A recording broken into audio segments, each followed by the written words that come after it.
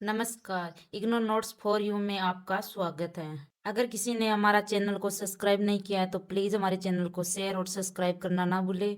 आज हम पढ़ेंगे BHDC 101 की तीसरी यूनिट। तीसरी यूनिट में क्या है? आदिकालीन परिस्थितियों का अध्ययन। प्रस्तावना में हम पढ़ेंगे हिंदी साहित्य के इतिहास का श्री गणेश जिस कालधारा से माना जाता है उसे विधिवत बहुमत के आधार पर आदिकाल नाम से जाना जाता है। इस इकाई में हम आदिकालीन साहित्य के निर्माण के प्रत्यक्ष अप्रत्यक्ष रूप से सक्रिय रहने में महत्वपूर्ण परिस्थितियों का अध्ययन करेंगे। आदिकाल में साहित्य का श्रृंगार भक्ति वीर तथा ऐतिहासिक लौकिक धार्मिक सामाजिक आदि कई प्रवृत्तियों को एक साथ मिलती हैं। इस इकाई में आदिकाल को प्रभावित करने वाली इन्हीं राजनीतिक सामाजिक आर्थिक धार्मिक सांस्कृतिक और साहित्य परिस्थितियों का विश्लेषण किया गया है।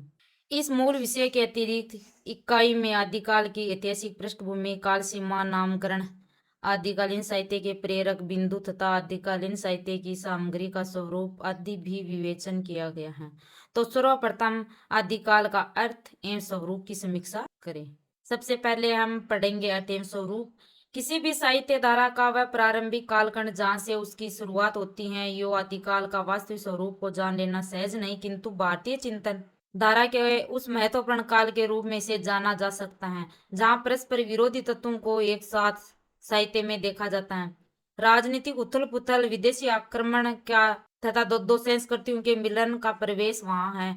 अशांति और बिखराव से छिन्न भिन्न सामाजिक स्थिति विविध धर्म संप्रदाय एवं दर्शनों का फैलता प्रभुत्व भी वहाँ है। जन सामान्य को आकर्षित भ्रमित करते टोने टोटके तंत्र मंत्र और जादू चमत्कार जैन वैष्णव और शिव कापालिक शाक्त सिद्ध एवं नाथ आदि कई धार्मिक संप्रदायों की बहुत सी प्रवृत्तियां भी इस युग के समग्र साहित्य में दिखाई देती है। इस काल में एक तरफ तो संस्कृत के ऐसे बड़े बड़े कवि उत्पन्न हुए हैं जिसकी रचनाएं अलंकृत काव्य परंपरा की चरम सीमा पर पहुंच गई थी, और दूसरी ओर अपभ्रंश के कवि जो अत्यंत सहज सरल स्वभाव में अत्यंत संक्षिप्त शब्दों में अपने मनोभाव को प्रकट करते थे। अब प्रश्न ये उठता है कि हिंदी साहित्य के इस प्रारंभिक काल की ऐतिहासिक पृष्ठभूमि क्या है, उसे आदिकाल क्यों कहा जाता है और उसकी काल सीमा क्या है। आइए इन प्रश्नों का संक्षेप में विचार करें। देखिए, हम सबसे पहले पढ़ते हैं ऐतिहासिक पृष्ठभूमि। जिन स्थितियों परिस्थितियों ने हिंदी साहित्य के उस काल का निर्माण किया है जिसे भिन्न हो रही सत्ता का भारत था। हर्षवर्धन का एक छत्र राज्य तब से बिखरने लगा था। पूर्व में पालू, दक्षिण में राष्ट्रकूटों तथा पश्चिम में प्रतिहारों की राज्य शक्ति को सुदृढ़ बनाने का प्रयास भी विफल होते गए। राजपूतों के उदय में तोमर राठौड़ चौहान गुज्जर चालुक्य चंदेल तथा परमार आदि राज्य सत्ता की दौड़ में शामिल होने लगे। परिमाणतः केंद्रीय शक्ति का अभाव ही अराजकता का कारण बन गया। परस्पर इन सत्ता में लोलुपता से लड़ना प्रारंभ कर दिया। राजनीतिक युद्ध लिप्सा से घिर गई थी। पश्चिम में मुसलमानों के आक्रमण और भीतर राजपूतों के पारस्परिक झगड़े सब ने प्रवेश को युद्ध उन्माद और शौर्य गायन से जीवन निर्वाह की राह दिखाई। तंत्र मंत्र टोने टोट के धीरे धीरे जन को भयभीत करने लग गए थे। ऐसे में गुर्जर साम्राज्य सिद्धराज जयसिंह के जीवन काल में जैन साहित्य को प्रोत्साहन मिलने लगा था। प्राकृत व्याकरण सिद्ध हेमचंद शब्दानुशासन के रचयिता हेमचंद इन्हीं के दरबारी आश्रित थे। अब आगे है काल सीमा और नामकरण। हिंदी साहित्य के इतिहास में काल सीमा और नामकरण हम पिछली यूनिट में भी पढ़ चुके हैं, लेकिन फिर से काल सीमा और व्याकरण इसमें बताते हैं। हिंदी साहित्य के इतिहास में आदिकाल को शुक्ल जी ने वीरगाथा काल कहते हुए उसकी समय सीमा 1050 से 1375 ईस्वी संवत तक स्वीकार है। आदिकाल की शुरुआत 700 से 943 से भी मानते हैं। संवत ईस्वी से 57 वर्ष बड़ा होता है। अब काफी लोगों के मन में यह भी प्रश्न उठता होगा कि यह संवत और ईस्वी में क्या फर्क है। किसी में संवत आता है, कभी में ईस्वी आता है, अलग अलग सन होती है उसमें। अब इसमें लिखा हुआ है कि संवत ईस्वी से 57 वर्ष बड़ा होता है, किंतु यह भी विवाद सम्मत है कि वही से हिंदी साहित्य का प्रारंभ माना जाए या संवत 1050 से। डॉक्टर श्याम सुंदर दास ने इस युग को आदि युग मानते हुए उसकी समय संवत 1050 से 1400 तक माना है। राहुल सांकृत्यायन ने इसे सिद्ध सामंत काल कहा है। डॉक्टर राम कुमार वर्मा ने चारण काल मानते हुए उसकी काल सीमा 1050 से 1375 मानी। वर्मा जी ने चारण काल से पूर्व काल की को शुक्ल जी की तरह भी अभ्रंश काल कहते हुए उसे संधि काल नाम देते हैं। आचार्य हजारी प्रसाद द्विवेदी ने 1000 से 1400 ईस्वी सन तक के इस कालखंड को आदिकाल कहना उचित समझा है। डॉक्टर नगेंद्र ने आदिकाल नाम को स्वीकारते हुए उसकी काल सीमा 7वीं शताब्दी से 14वीं शताब्दी के मध्य तक स्वीकार की है। विद्यापति जैसे भक्त श्रृंगारी कवि बाहर हो गए। अमीर खुसरो जैसे लोक कवि इस काल सीमा में गौण हो जाता है। अतः समय सीमा और नामकरण के इस समग्र विवेचन से यही निष्कर्ष निकलता है कि अधिकांश विद्वत साहित्य समाज द्वारा स्वीकृत नाम आदिकाल ही प्रमाणित एवं समर्थन है तथा सन 1000 से 14 ईस्वी के बीच ही इसकी काल सीमा अधिक मानी जाती है। अब आगे आता है परिस्थितियां में इसका अर्थ और महत्व। साहित्यकार तथा परिस्थितियां परस्पर एक दूसरे को प्रभावित करते हैं। कहा जाता है कि साहित्य समाज का दर्पण है। साहित्यकार जिस समाज में रहता है उसी परंपराएं, घटनाएं, स्थितियां, परिवेश तथा परिवर्तन उसकी मानसिकता का पर प्रभाव डालते हैं और इसी से उसका सर्जन भी प्रभावित होता है। समाज की यह अनुभूति ही साहित्य की अभिव्यक्ति बनती है। इसमें कल्पना का मिश्रण अवश्य होता है किंतु वह सदैव आधारहीन नहीं होती। दूसरी तरफ यह स्थिति जनता की भी है। जन सामान्य भी समाज में घटित घटनाचक्र स्थितियां परिस्थितियों से प्रभावित होता है। जन सामान्य की चित्तवृत्तियां या मनोवृत्तियां भी देश की राजनीतिक, सामाजिक और धार्मिक, सांस्कृतिक और आर्थिक परिस्थितियों से परिवर्तित होती रहती हैं। आचार्य शुक्ल ने साहित्य का संबंध जनता की चित्तवृत्तियों से जुड़ते हुए कहा है कि जब जब जनता की चित्तवृत्तियां बदलती हैं तब तब साहित्य की स्वरूप बदलने लगता है। अब आगे आता है आदिकालीन साहित्य के प्रेरक बिंदु। हिंदी साहित्य के इतिहास में आरंभिक वर्षों के रूप में जिस समय की चर्चा की गई है उसमें मुख्यतः संस्कृत, अपभ्रंश तथा हिंदी भाषाओं में रचित साहित्य ही मिलता है। इसमें भी संस्कृत तथा अपभ्रंश भाषाओं में धार्मिक तथा लौकिक साहित्य अधिक मिलता है। हिंदी में लिखित साहित्य का स्वरूप हमें आदिकाल में लिखने को मिलता है। इन भाषाओं का परस्पर एक अटूट तथा क्रमबद्ध संबंध भी रहा है।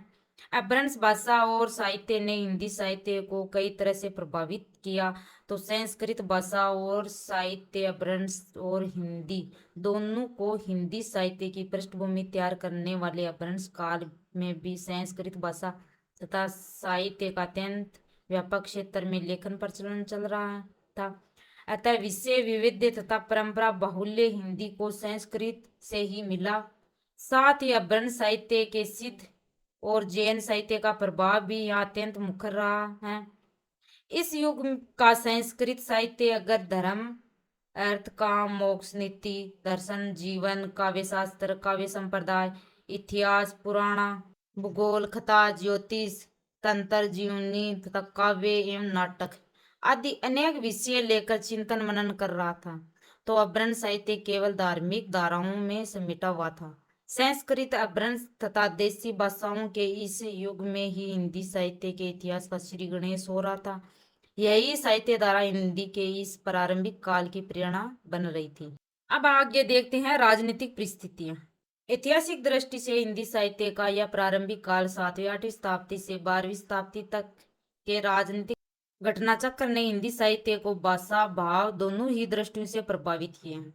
जब भारत को सशक्त सम्राट हर्षवर्धन सिंहासन पर बैठा था, सन 1606 में कन्नौज को अपनी राजधानी बनाया था। वास्तव में सम्राट हर्षवर्धन के समय में भारत के दो भाग हो गए थे। भारत को दो टुकड़ों में बांट दिया गया था।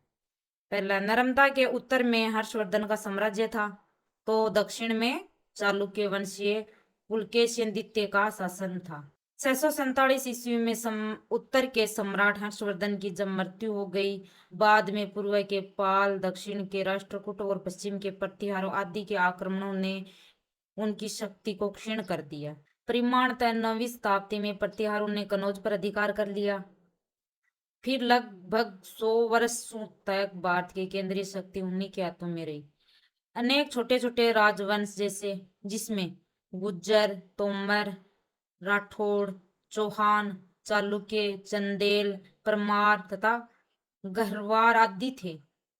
अब देश अनेक राज्यों में बंट गया, संगठन बिखरता चला गया। हिंदी साहित्य के आदिकाल का विकास भी इसी परिवेश और पृष्ठभूमि में हो रहा था। 10वीं शताब्दी से 14वीं शताब्दी तक हिंदू की सत्ता समाप्त होने और मुसलमानों की सत्ता में आने की यात्रा को सहज ही देखा जा सकता है। सन 800 ईस्वी से 1026 ईस्वी तक के पाल शासकों में भीम, जयपाल, आनंदपाल आदि ने गजनी के तुपों का सामना किया, तो कश्मीर के ललितादित्य, जयादित्य आदि शासकों को भी मुस्लिम शासकों से लोहा लेना पड़ा। 10वीं शताब्दी के महमूद गजनवी ने 1000 से 126 के बीच भारत पर शत्रु और बार आक्रमण किया और यहाँ पर अपार संपत्ति लूट कर ले गया। उसने पंजाब, कांगड़ा, कन्नौज, ग्वालियर ही नहीं सोमनाथ के मंदिर पर भी आक्रमण किया। महमूद गजनवी की मृत्यु के बाद 1173 में मोहम्मद गौरी ने शासन संभाला। सन 1170 ईस्वी में कन्नौज की गद्दी पर जयचंद आसीन हुआ। इस समय दिल्ली अजमेर के शासन चौहान वंशी पृथ्वीराज थे। मोहम्मद गौरी ने अपने आक्रमण से जयचंद के सहयोग से ही पृथ्वीराज को पकड़ने में समर्थ हो सका। हालांकि बाद में उसने जयचंद को भी पराजित कर दिया। मोहम्मद गौरी की मृत्यु के बाद कुतुबुद्दीन ऐबक ने भारत पर राज्य किया। उसने पूरे हिंदी भाषी प्रदेश पर राज्य किया। उसके उपरांत भारत पर गुलाम वंश और खिलजी वंश के शासकों ने आधिपत्य जमाया। अर्थव्यवस्था लूटमार बिखराव से इस युग में कवियों ने दरबारी आश्रम में भी ग्रहण किया। मुस्लिम शासकों के दरबार में भी हिंदू कवि थे और हिंदू शासकों के दरबार में मुस्लिम कवि थे। परस्पर सांस्कृतिक आदान प्रदान हुआ। फिर भी भारत ने राजनीतिक पराजय के बावजूद अपनी सांस्कृतिक पहचान खोने नहीं दी। अब आगे आता है धार्मिक परिस्थितियां। सम्राट हर्षवर्धन के समय में ब्राह्मण बौद्ध धर्मों का समान आदर था। यद्यपि हर्ष बौद्ध मतावलंबी था और उसके समय में बौद्ध धर्म का पर्याप्त प्रचार प्रसार भी था। फलतः उसके समय में विभिन्न धर्मों में आपसी मेल जोल था, किंतु राजनीति की तरह हर्षवर्धन की मृत्यु के बाद धार्मिक स्थिति भी बदलती है। विभिन्न धार्मिक संप्रदाय अपने पवित्र रूप को सुरक्षित न रख पाए तो बौद्ध धर्म अपने वास्तविक आदर्श को भुलाकर जादू टोना तंत्र मंत्र में विश्वास करने लगा। बौद्ध धर्म का विकास हीनयान, वज्रयान, मंत्रायन, सहजयान आदि अनेक शाखाओं में होने लगा था। बौद्ध धर्म की इन शाखाओं में तंत्र मंत्र, हठ योग आदि के साथ 5 मकारों जैसे मास, मैथुन, मत्स्य, मद और मुद्रा को भी विशेष स्थान प्राप्त होता जा रहा था। इसके बिना साधना अधूरी मानी जाती थी। इन धर्मों के संदर्भ में डॉक्टर लक्ष्मी सागर वैष्णव लिखते हैं कि इस काल के हिंदी प्रदेश और उसकी सीमाओं के आसपास जैन धर्म, बौद्ध धर्म के वज्रयानी रूप, तंत्रिका मत, रसेश्वर साधना, उमा महेश्वर योग साधना, सोम सिद्धांत, वामाचार सिद्ध और नाथ पंथ, शैव मत, वैष्णव मत, शाक्त मत आदि विभिन्न मत प्रचलित थे। जैन, वैष्णव, शैव, शाक्त आदि संप्रदायों की प्रतिद्वंदता राष्ट्रीय शक्ति को हास कर रही थी। बौद्धों के समान ही इस काल की धार्मिक पृष्ठभूमि के निर्माण में जैन धर्म का भी हाथ है। इस युग में जैन धर्म भी एक नए रूप में ढल रहा था। एक ओर तो बौद्धों की तांत्रिक पद्धति जैन धर्म में प्रचलित हो रही थी, दूसरी ओर जैन मतावलंबी साहित्यकार अपनी रचनाओं में पौराणिक कथाओं का कुछ परिवर्तित रूप भी समावेश कर रहे थे। इस काल में वैदिक बौद्ध एवं जैन धर्म साथ साथ प्रचलित थे और वैदिक धर्म का कभी कभी बौद्ध या जैन धर्म से संघर्ष भी हो जाता था। पर धीरे धीरे वैदिक या ब्राह्मण धर्म बल पकड़ता गया तथा बौद्ध एवं जैन धर्म कमजोर पड़ते गए। पूर्वी बंगाल के सैन्य शासक वैदिक मत को मानने वाले थे। इन्हीं के समान मालवा के शासक भी वैदिक मतानुयायी थे। धर्म की वास्तविक स्वरूप किसी के सामने स्पष्ट न था और न ही उसे स्पष्ट करने वाला कोई सदगुरु उपलब्ध था। सब अपने अपने मत प्रचार में डूबे हुए थे। वाग्यता है सांस्कृतिक परिस्थितियां। सम्राट हर्षवर्धन के समय ये तक भारत की सांस्कृतिक दृष्टि से ही नहीं, राष्ट्रीय दृष्टि से भी संपन्न या संगठित था। भारत संसार के अत्यधिक सभ्य सुसंस्कृत देशों में गिना जाता था। यहाँ के लोगों का जीवन धर्म भावना से ओतप्रोत एवं पवित्र एवं सुसंस्कृत था। उसकी झलक तात्कालिक स्थापत्य मूर्ति तथा संगीत कला में भी दिखाई पड़ती थी।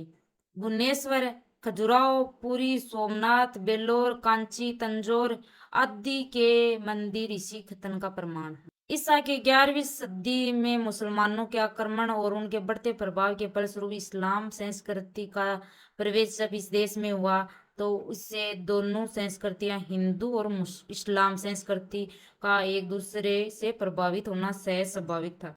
प्रारंभ में ये दोनों संस्कृतियां एक दूसरे के सामने प्रतिद्वंदी के रूप में तनकर खड़ी होती है। पर जैसे जैसे सत्ता में मुगलों का प्रभाव बढ़ता गया, वैसे वैसे इस्लामी संस्कृति की छाप हिंदू संस्कृति पर पड़ती गई। इस्लाम मूर्ति पूजा के विरोधी रहा है। मोहम्मद गजनवी और मोहम्मद गोरी ने अपने आक्रमणों के दौरान सिर्फ लूटमाट ही नहीं, मंदिरों में अनेक मूर्तियां का भी तोड़फोड़ किया। लेकिन हिंदू संस्कृति मुस्लिम संस्कृति से और मुस्लिम संस्कृति हिंदू संस्कृति से किसी न किसी रूप में प्रभाव ग्रहण करती है।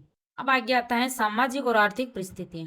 देश की सामाजिक और आर्थिक स्थिति में राजनीतिक, धार्मिक और सांस्कृतिक स्थितियां का भी पर्याप्त प्रभाव पड़ रहा है। समाज विभिन्न वर्गों तथा जातियों में पूरी तरह बंटा हुआ है। ब्राह्मणों की श्रेष्ठता धीरे धीरे कम होने लगी। राजपूत और क्षत्रिय का प्रभाव समाज में बढ़ रहा था, किंतु दुर्भाग्य यह था कि वे राष्ट्र और समाज के हित को भूलकर आपसी फूट और झगड़े में डूबे हुए थे। जनता शासन और धर्म दोनों ओर से निराश्रित होती जा रही थी। युद्ध में उन्हें बुरी तरह से पिसा जा रहा था।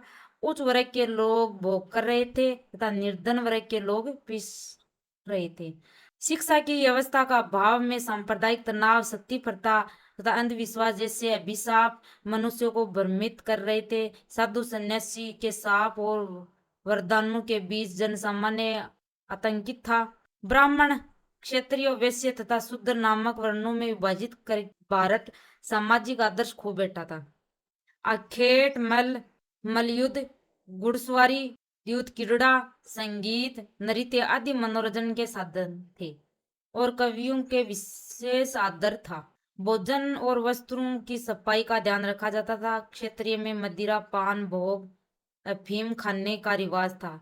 साक्तों और सेवों को छोड़कर शेष लोग खान पान में सात्विक बरतते थे। विदेशी आक्रमणकारियों का एक प्रमुख उद्देश्य था कि भारत की संपत्ति को क्षति पहुंचाकर यहाँ का सोना, चांदी और हीरे जवाहरात आदि लूट कर ले जाना। सोने की चिड़िया कहलाने वाले भारत उनकी आंखों में खटकता था, इसलिए उन्होंने इसे लूट लूट कर सर्वणहीन करने का बीड़ा उठाया। यही नहीं, समय समय पर तुर्क, अफगान आक्रमणकारियों ने हमारे देश में आकर तैयार खड़ी फसलों को भी रौंदा और जलाया। रोज रोज के युद्ध आक्रमणों का दुष्प्रभाव अर्थव्यवस्था और सामाजिक व्यवस्था पर काफी पड़ रहा था। जनता निर्धनता और लूटमार से आक्रांत और त्रस्त हो चुकी थी। अब आगे आता है साहित्य परिस्थितियां। उस टाइम की साहित्य परिस्थितियां कैसी थी? आदिकालीन हिंदी साहित्य के समय परंपरागत संस्कृत साहित्य की धारा, प्राकृत एवं अभ्रंश साहित्य की धारा तथा हिंदी भाषा साहित्य की धारा, ये तीनों धाराएं प्रचलन में थी। साहित्य का 9वीं से 11वीं शताब्दी तक का कन्नौज और कश्मीर संस्कृत साहित्य का मुख्य केंद्र रहे हैं। इस अवधि में संस्कृत साहित्य धारा के आनंदवर्धन, अभिनव गुप्त, कुंतक, क्षमेंद्र, भोजदेव, मम्मट, राजशेखर तथा विश्वनाथ जैसे काव्य शास्त्री आचार्य शंकर, कुमारिली भट्ट, भास्कर एवं रामानुज जैसे दार्शनिक मनीषी एवं भवभूति, हर्षवर्ध एवं जयदेव जैसे कवि नाटककार एक साथ देखने को मिलते हैं। दूसरी तरफ प्राकृत एवं अभ्रंश भाषाओं के साहित्य में जैन आचार्यों के मध्य प्रदेश में पश्चिमी सीमांत क्षेत्र में रहकर संस्कृत के पुराणों को नए रूप में प्रस्तुत किया। शंभु और पुष्पदत्त तथा धनपाल जैसे जैन कवि अपनी रचनाओं में प्राकृत, अभ्रंश तथा पुरानी हिंदी का मिश्रित रूप प्रस्तुत कर रहे थे। तो सहरपा, सब्बरपा, लुईपा, कर्णपा, गोरखनाथ और गोपीचंद जैसे सिद्धनाथ कवि अपभ्रंश के साथ लोक भाषा हिंदी साहित्य की रचनाओं में प्रयुक्त कर रहे थे। आदिकाल के वीर गाथात्मक काव्य में विजयपाल रसो, हमीरा रसो, खुमान रसो, विशलदेव रसो, पृथ्वीराज रसो, प्रमाद रसो आदि रचनाएं प्रमाणित हैं। इस युग में वीर भक्ति श्रृंगार के साथ धार्मिक लौकिक नीतिपरक साहित्य भी लिखा जाता रहा। इस साहित्य सर्जन का माध्यम बनाने वाली भाषाओं में वैदिक, संस्कृत, पाली, प्राकृत, अपभ्रंश हिंदी भाषाएं अपना पूरा योगदान देती रही। यहाँ आदिकालीन भाषा और साहित्य सामग्री को स्पष्ट समझने के लिए एक तालिका प्रस्तुत की है। आदिकालीन साहित्य एवं भाषा, इसको हम अलग अलग भागों में बांटा गया है। वैदिक संस्कृत साहित्य पहला, दूसरा संस्कृत साहित्य, पाली प्राकृत साहित्य, अपभ्रंश साहित्य, देश भाषा साहित्य, 5 भागों में। फिर इनको पाली साहित्य प्राकृत साहित्य को 3 भागों में बांटा गया। पहला बौद्ध साहित्य, दूसरा जैन साहित्य, तीसरा कूट साहित्य। देश भाषा साहित्य को हम 3 भागों में भी बांटा गया है। डिंगल भाषा के रासो ग्रंथ, श्रृंगार या प्रेम प्रदान काव्य और स्फुट काव्य। अब बौद्ध साहित्य को हमने 2 भागों में बांटा है, सिद्ध साहित्य और नाथ साहित्य। आदिकालीन साहित्य एवं भाषा, इनकी भाषाओं को अलग अलग भागों में बांटा गया है, किसी को 2 भागों में, किसी को 3 भागों में। अंक तालिका आपको समझाया गया है इसमें कि इसको कितने भागों में बांटा गया है। सबसे पहले ये भाषा चली, फिर उसके बाद में इससे ये भाषा चली, इसके बाद में ये भाषा थी। इसके द्वारा हम आपको ये समझाया गया है कि ये इससे ये भाषा होती है, इससे ये भाषा निकलती है। अब आगे आता है आदिकालीन साहित्यों पर परिस्थितियों का प्रभाव। आदिकाल का युग राजनीतिक, धार्मिक, सांस्कृतिक, सामाजिक एवं आर्थिक रूप से उथल पुथल तथा बिखराव का युग था। यो भी साहित्य को तो समाज का दर्पण कहा जाता रहा। वास्तव में समय एवं स्थिति में जैसा बीज पवन किया, परिवेश ने वैसा ही फल प्रदान किया। साहित्यिक सामग्री और साहित्यकारों की मानसिकता की घोतक बनी साहित्य प्रवृत्तियां उस युग की परिस्थितियों से प्रभावित एवं नियंत्रित होती रही। वास्तव में शासक की रुचि, ज्ञान, मनोवृत्तियां के आधार पर ही अलग अलग समय में भिन्न भिन्न प्रकार के साहित्य एवं भाषा का विकास हो सका। अतः यह स्पष्ट है कि जनमानस की चित्तवृत्तियां, शासक की रुचि तथा परिवेश का रुख ही आदिकाल में भी साहित्य धारा की दिशा निर्धारित करता है, चाहे वह वीरगाथा साहित्य हो या भक्ति, नीति और प्रकृति संबंधी हो। अतः कह सकते हैं कि साहित्य और भाषा की दृष्टि से संपन्न हिंदी साहित्य का यह प्रारंभ काल, जिसे आदिकाल कहा गया है, उसकी भाषा एवं साहित्य पर युगीन परिवेश एवं सामाजिक परिस्थितियों पर प्रभाव पड़ता रहा और उसी से वह साहित्य नियमित एवं नियंत्रित होता रहा। आज हमारी तीसरी यूनिट कंप्लीट हुई।